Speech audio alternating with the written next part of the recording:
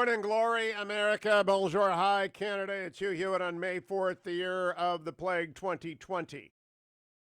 The CDC says 65,000 Americans, 735 have died. Others say 68,000. I'll go with the CDC's numbers. But we do have 1,122,000 with the virus. And I want you to know that these grim numbers of 65,000 dead, 66,000 dead, they're going to go up to 100,000, the president said last night. It's all because of China, because of the Communist Chinese Party, Chinese Communist Party, CCP. Now, I have a new Washington Post column that talks about how we have to get serious at sea, on the sea, over the sea, under the sea, and cyber about the CCP, and we have to do it right away. The award of the new frigate last week is a first step. The president should quintuple the order and triple the yards. That's what my column's about. Send it everywhere. But last night he said the most interesting thing of a very interesting show at the Lincoln Memorial with Brett Baer and Martha McCallum is this part, cut number 17. What they really treated the world badly on, they stopped people going into China, but they didn't stop people going into the USA and all over the world. So you could fly out of Wuhan, where the primary problem was, all of the problem, essentially, also where the lab is. But you could fly out of Wuhan and you could go to different parts of the world, but you couldn't go to Beijing and you couldn't go to any place in China. So what's that all about? In other words, they knew they had a problem. I think they were embarrassed by the problem, very embarrassed. And, the case could be made. They said, hey, look, this is going to have a huge impact on China. And we might as well let the rest of the world, because the last people they want, we've had a great year against China prior to the virus coming. Stop right there. He didn't quite say it. The case can be made that China let the virus out intentionally because they were crippled by it. And therefore they decided to cripple the world. That's the implication. That is damning. And I got to tell you, Mike Pompeo was on this week with Martha Raddatz yesterday, cut number 15 for the Secretary of State. The Chinese Communist Party had the opportunity to prevent all of the calamity that has befallen the world. And here we find ourselves today. You and I were talking about we haven't seen each other physically for a long time. That's true of people all across the world.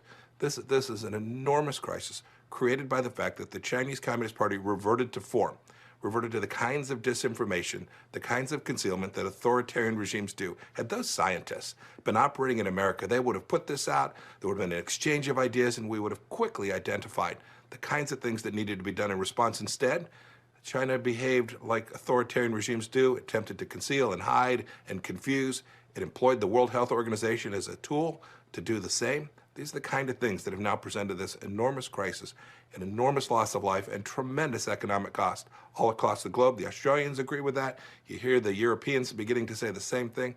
I think the whole world is united, understanding that China brought this virus to the world. And 1-800-520-1234. I only want to talk to doctors about what doctors are seeing. 1-800-520-1234. Ben will take your calls. Only doctors, please, and I'll test you to make sure you're a doctor. I want to know what you're seeing in the ERs.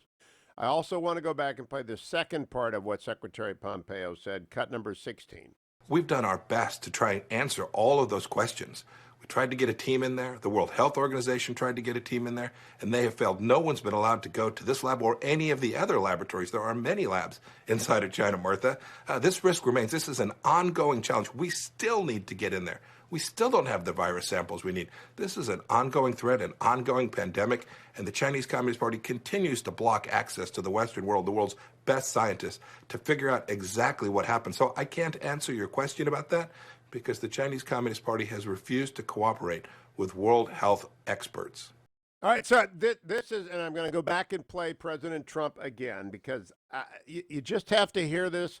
Bill Gertz and I immediately sat up, and we heard what he was intimating, though he did not underscore it. He's not going to walk himself into a corner yet. But I know where this screenplay is going. I know where this show ends. I know where this thought concludes. Cut number 17.